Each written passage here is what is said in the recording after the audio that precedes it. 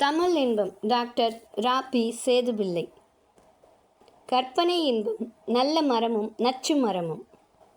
ஒரு நாள் ஓர் அரசிளங்குமரன் தன் தோழனை துணை கொண்டு கானகத்தில் வேட்டையாடச் சென்றான்.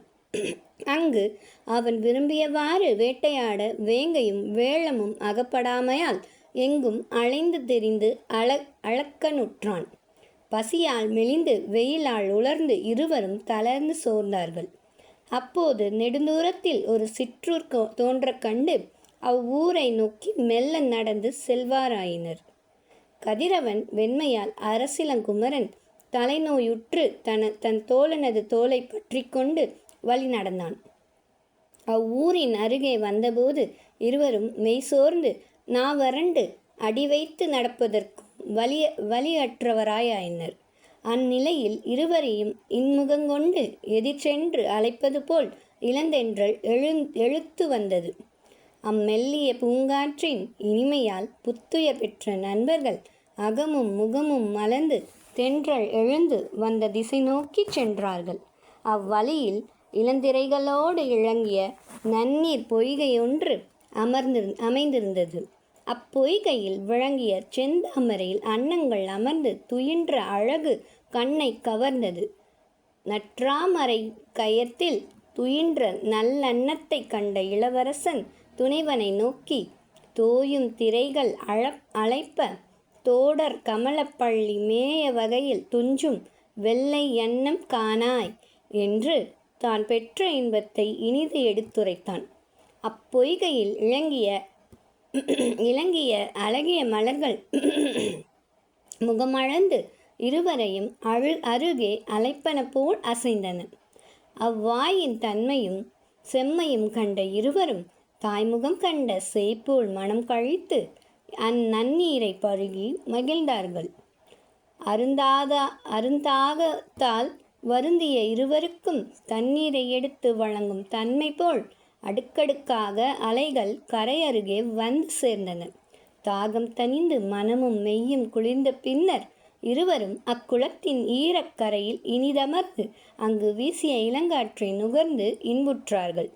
அப்போது வாவியின் அருகே கொத்து கொத்தாக பொன்னிறம் கனிகளை தாங்கி குளிர் நிழல் விரித்து நின்ற மரம் ஒன்றை கண்டார்கள். அதன் நிழலிலே தங்கி இளைப்பாற எண்ணி இருவரும் அங்கு சென்றார்கள்.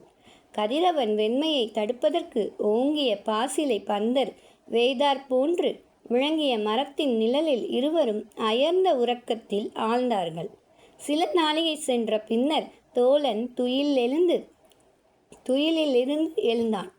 எங்கும் பசுமை நிறமும் பறவையின் ஒளியும் பழத்தின் மனமும் நிறைந்திருப்பினும் பசியின் கொடுமையை பொறுக்கலற்றாது வருந்தினான்.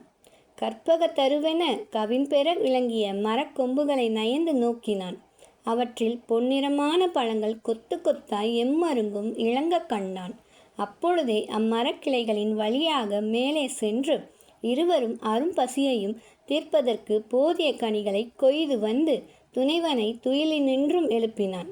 கனிகளின் நிறத்தை கண்டும் தன் மனத்தை நுகர்ந்தும் தீஞ்சுவையை துய்த்தும் இருவரும் இன்புற்றார்கள்.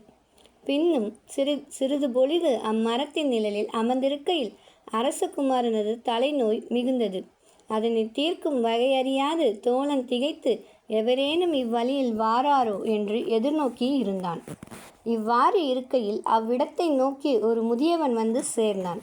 தலைக்குத்து தீர்க்கும் மருந்து தங்களிடம் உண்டா என்று தோழன் அவனை வினவினான். அப்பொழுது முதியோன் புன்னகை பூத்து, கையில் வெண்ணெய் இருக்க நெய் தேடி அலையும் வெள்ளியரும் உண்டென்பதை இன்று நேராக அறிந்தேன். இம்மரத்தின் பட்டையில் சிறிது செதுக்கி அதன் சாற்றை தலையில் பிழிந்தால் எவ்வகை தலைக்குத்தும் தீர்ந்துவிடுமே என்று சொல்லி அப்பாற் சென்றான். அதை அறிந்த தோழன் அளவிலா மகிழ்வடைந்து அம்மரப்பட்டையின் சாற்றை மன்னன் மைந்தனது தலையில் பிழிந்தான். சிறிது நேரத்தில் அரசிளங்குமரனது தலைக்குத்து அறவே ஒளிந்தது. அந்நிலையில் தோழன் தலைநோய் தீர்த்த இளவரசனை நோக்கி, ஐயனே, நாம் இருவரும் கானகம் சென்றது முதல் இதுவரையும் நிகழ்ந்த செயல்களை பார்த்தாயா? நாம் பசியாலும் வெயிலாலும் நலிந்து மெய் தளர்ந்து வருந்தும் நிலையில் இப்பொய்கை நம்மை அன்புடன் அழைத்து இன்முகம் காட்டி தாகம் தணித்து தளர்வை மாற்றியது. அப்பால் இம்மரம் நாம் தங்கியிருக்க குளிர் நிழல் தந்து பசியார பழங்கள் அளித்து தலைநோய் தீர்க்கவும் தனி மருந்தாய் அமைந்தது. இத்தன்மையை நோக்குங்கால் நல்லார் கைப்பட்ட செல்வத்தின் தன்மை நன்கு விளங்குமன்றோ. வறுமையால் வருந்தி வந்தவரை இனிய முகத்தோடு ஏற்று அவரது குறையை நிறை செய்வதே அறிவுடைய செல்வர் செயலாகும். ஆற்று வழியாகவும் ஊற்று வழியாகவும் நன்னரை தன் அகத்தே நிரப்பிக்கொள்ளும் இப்பொய்கை போல் அறிவுடையார் நல்வழிகளால் ஈட்டிய பெரும் பொருள் நிறைந்த பண்ணைகளால் விளங்குவார்கள். நீர் நிறைந்த பொய்கை எப்பொழுதும் தன்மை வாய்ந்து விளங்குதல் போல அறிவுடைய செல்வரும் ஈரம் வாய்ந்த நெஞ்சினராய் இளங்குவார்கள். தாகத்தால் வருந்தி வருவோர்க்கு தடையின்றி நீர் வழங்கும் தடாகம் போல் கல்வியும் செல்வமும் பூத்த மேலோர் வறிஞர்க்கு வரையாது பொருள் வழங்கும் வள்ளல்களாய் விளங்குவார்கள். இன்னும் தமக்கென வாழாது பிறர் குறியாளராய் வாழும் பெரியார்பால் அமைந்த செல்வம் ஊருணியின் நீர் போல ஊரார்க்கே முழுவதும் பயன்படுவதாகும்.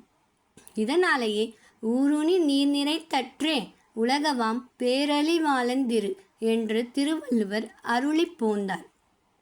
இன்னும் பழுதரு பழங்களை தாங்கி நிற்கும் இப்பயன் மரம் தன் இனிய பழங்களால் பசிநோய் அகற்றி குளிர் நிழலால் களைப்பை மாற்றி பட்டையால் பிணியை போக்கி பல வகையாக பயன்படுதல் போல அறிஞரிடம் அமைந்த செல்வம் வறியார்க்கு பல வகையில் பயன்படுத்ததாலேயே பயன்மரம் உள்ளோர் பழுதாற்றால் செல்வம் நயனுடைய ஆண்கட்படின் மருந்தாகி தப்பா மரத்தற்றால் செல்வம் பெருநகை ஆண்கட்படின் என்னும் நாயனார் பொருளுரையை எழுந்தது.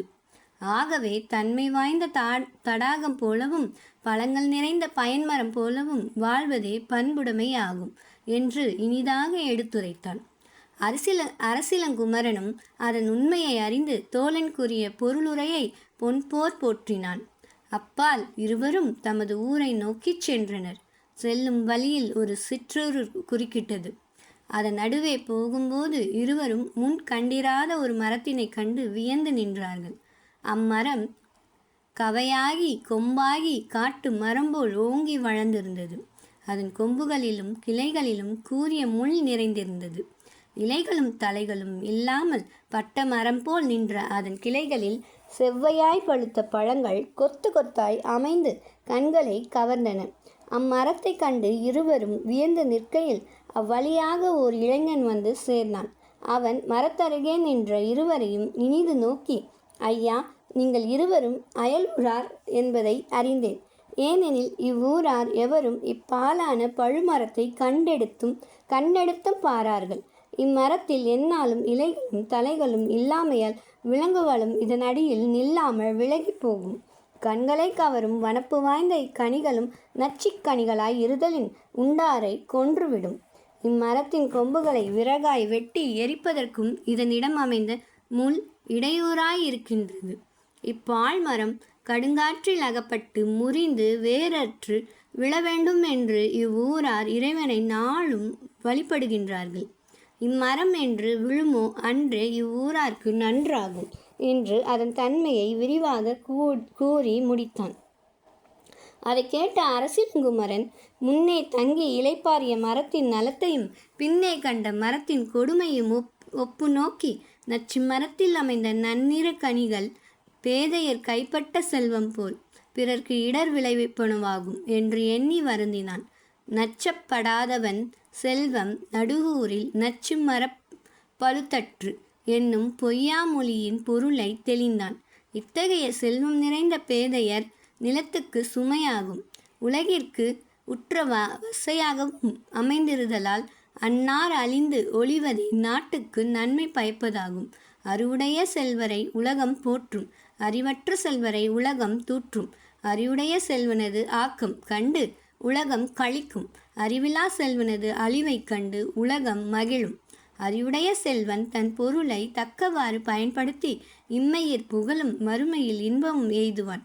அறிவிலா செல்வன் பயன்பட வாழும் பண்பறியா பேதையனாய் இம்மையிற் பழியும் மறுமையில் துன்பமும் எய்துவான்.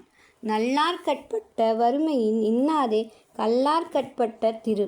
என்பது என்றும் பொய்யா மொழியாகும்.